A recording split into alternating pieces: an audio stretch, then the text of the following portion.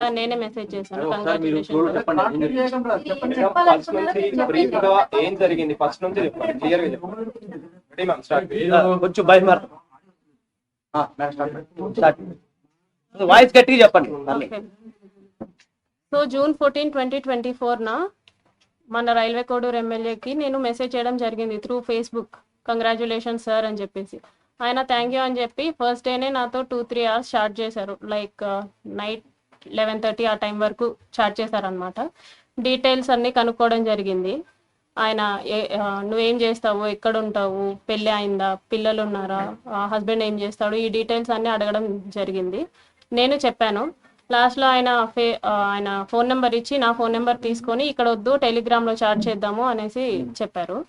So నేను టెలిగ్రామ్లో message చేశాను. 2 days బాగానే మాట్లాడారు నాతో, అంటే నార్మల్గానే మాట్లాడారు. అందరూ ఎలా ఫ్రెండ్లీగా మాట్లాడతారో అలాగే మాట్లాడారు. సో కంటిన్యూస్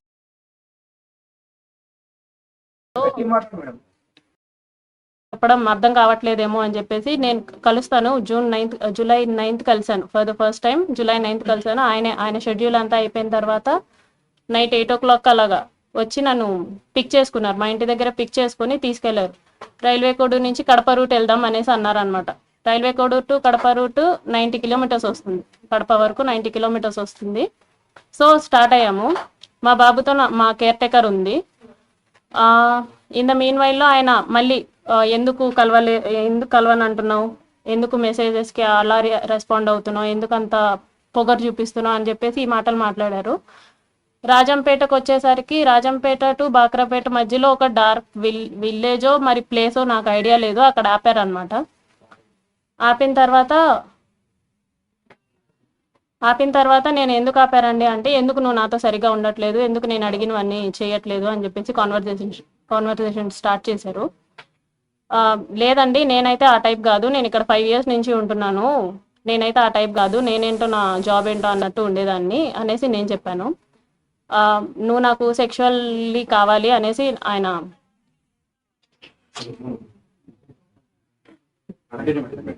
చెప్పండి కనీసం మాట్లాడివ్వండి నన్ను.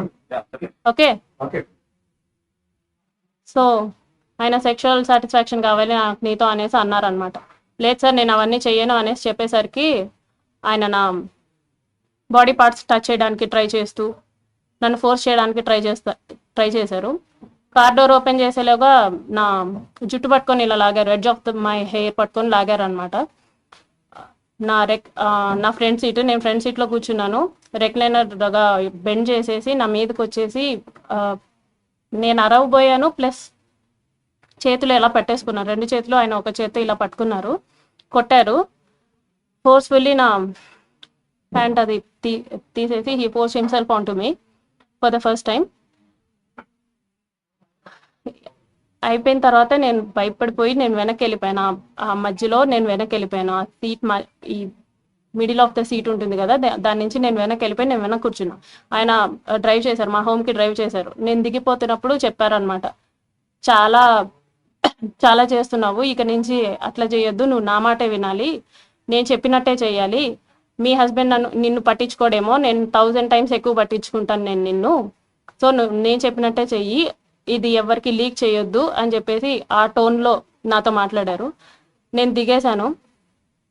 For the first time on July 9th నేను కలవడం జరిగింది. దాని తర్వాత ఒక 2 days గ్యాప్ ఇచ్చి మళ్ళీ స్టార్ట్ చేశారు, కలుద్దాం, మీట్ అవుదాం అని చెప్పేసి ఈ type of messages, video calls ఆయన కంటిన్యూస్లీ వీడియో కాల్స్ నాతో చేసేవాళ్ళు. ఆయన ఏం చేసినా సరే నేను అతనితోనే ఉండాలి అనుకునేవాళ్ళు అనమాట. ఈవెన్ తింటున్నా, వాళ్ళ పీపుల్స్తో మాట్లాడినా, స్నానం చేసినా, రెడీ అవుతున్నా నేను అతనితోనే ఉండాలి అని ఒక మరి శాడిజమో ఏమంటారో నాకు తెలీదు, తను అలా కోరుకునేవాడు అనమాట. ఏమన్నా అంటే నీకు ఒక బాబు ఉన్నాడు, నువ్వు అది గుర్తుపెట్టుకో, నువ్వు అది మర్చిపోతున్నావు, నీకు ఒక బాబు ఉన్నాడు, నువ్వు మాత్రమే ఉన్నావు, అది మాత్రం గుర్తుపెట్టుకో అనేసి అనేవాడు. నిజమే, నాకు పేరెంట్స్ లేరు, నాకు మమ్మీ డాడీ ఇద్దరు లేరు, మా ఫాదర్ జాబ్ వచ్చింది నాకు. నా ఫస్ట్ స్టేషన్ రైల్వే కోడూరులోనే. నాకు ఒక తమ్ముడు ఉన్నాడు, కానీ దూరంగా చదువుకుంటున్నాడు వాడు. మా హస్బెండ్ వచ్చేసి సాఫ్ట్వేర్, ఆయన దూరంగా ఉంటాడు నాకు. నా బాబు నేను మాత్రమే ఉంటాం. ఆయనకు అది బాగా ఆసరా అయింది. నా గురించి ఫుల్ డీటెయిల్స్ కనుక్కున్నారు. ఫుల్ డీటెయిల్స్ కనుక్కొని ఆయన ప్రొసీడ్ అవ్వడం జరిగింది. చాలా డామినేషన్ చేసేవాళ్ళు, చాలా డామినేటెడ్గా ఉండేవాళ్ళు అనమాట. ప్రతి విషయంలోనూ చిరాకు పడ్డం, ఇలా ఎందుకండి ఈ టైప్ ఆఫ్ రిలేషన్షిప్, ఈ టైప్ ఆఫ్ ఫోర్స్డ్ రిలేషన్షిప్లో నేను ఎందుకు ఉండాలి అని చెప్పేసి నేను అడిగినప్పుడు, నాకు నువ్వు ఇలాగే కావాలి, నాకు నువ్వు ఇలాగే ఉండాలి అని చెప్పేసి బెదిరింపులు, గట్టి గట్టిగా మాట్లాడాలు, పొగరు చూపించడాలు, ఏమన్నా అంటే ఆఫీస్లో ఒక ఎంక్వైరీ వేస్తాను అనేసి అంటారనమాట. నువ్వేదో తీసుకున్నావు, నువ్వేదో బ్రైబ్ చేసావు అని చెప్పేసి వేస్తాను ఎంక్వైరీస్ అనేసి, నాకు ఆ రకంగాను, ప్లస్ నాకు ఫ్యామిలీ లేదు కాబట్టి ఈ రకంగానూ నన్ను భయపెట్టడం జరిగింది. So for the first time నేను ఆగస్ట్ ఎండింగ్లో నా ప్రెగ్నెన్సీ పాజిటివ్ అయింది. ఈ విషయం నేను అతనికి చెప్పాను అనమాట. నాకు ఇలా ప్రెగ్నెన్సీ పాజిటివ్ వచ్చింది, ఏం చేయమంటారు అనేసి అన్నాను. నువ్వు తీయించేసుకో, ఇమీడియట్గా తీయించేసుకో, నేను మాట్లాడతాను, నాకు తెలిసిన డాక్టర్ ఉన్నారు తిరుపతి కాలేజ్లో, నాకు తెలిసిన గైనిక్ ఉంది, ఆమెను అడుగుతాను, ఆమె నాకు టాబ్లెట్స్ పంపిస్తుంది, నేను నీకు ఇస్తాను, సో దట్ నువ్వు తీయించేసుకో అనేసి అన్నారనమాట. లేదండి నేను తీయించుకోను, నేను ఉంచుకుంటాను అనేసి చెప్పాను. అంటే ఎందుకు ఉంచుకుంటావో, అవసరం లేదు, నువ్వు తీయించేసుకో అని చెప్పేసి అన్నారు. ఫస్ట్లో స్టార్టింగ్లో కామ్గానే అన్నారు, లేదండి నేనైతే తీయించుకోను, చేశారు కదా, నేనైతే తీయించుకోను అనేసి భయపెట్టే ప్రయత్నం చేద్దాం అనుకున్నా. సో దట్ అప్పటికైనా సరే వదిలేస్తాడని చెప్పేసి నేను భయపెట్టే ప్రయత్నం అయినా చేద్దాం అనుకుని ఈ ప్రెగ్నెన్సీ నేనైతే తీయించుకోను అనేసి అన్నాను అనమాట. ఒక 2 days అలాగే అడిగారు బాగా. ఒకరోజు నైట్ మా ఇంటికి వచ్చి ఎందుకు తీయించుకోవు అని చెప్పేసి నన్ను కొట్టారు.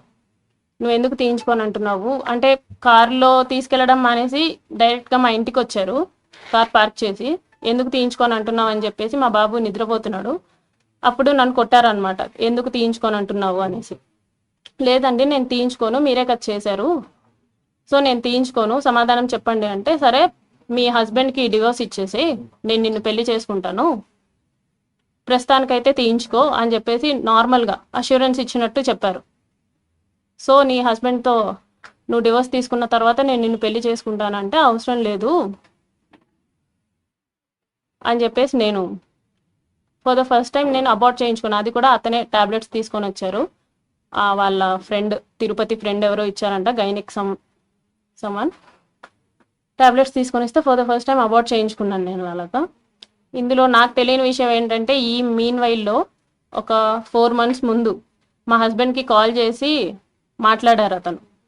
అది నాకు కూడా తెలీదు, అతను శ్రీధర్ కూడా నాకు చెప్పలేదు, మా హస్బెండే చెప్పాడనమాట. అసలు ఏం జరుగుతుంది రైల్వే కోడూరులో, ఏం చేస్తున్నావు నువ్వు అనేసి అంటే, ఏమైందంటే ఇలా శ్రీధర్ ఫోన్ చేశాడు, ఎమ్మెల్యే అంట కదా, డివోర్స్ తీసుకో అని చెప్పేసి నాకు చెప్తున్నాడు అనేసి అన్నాడు అనమాట. అంటే అప్పుడు ఇది జరిగింది, ఇలా చేస్తున్నాడు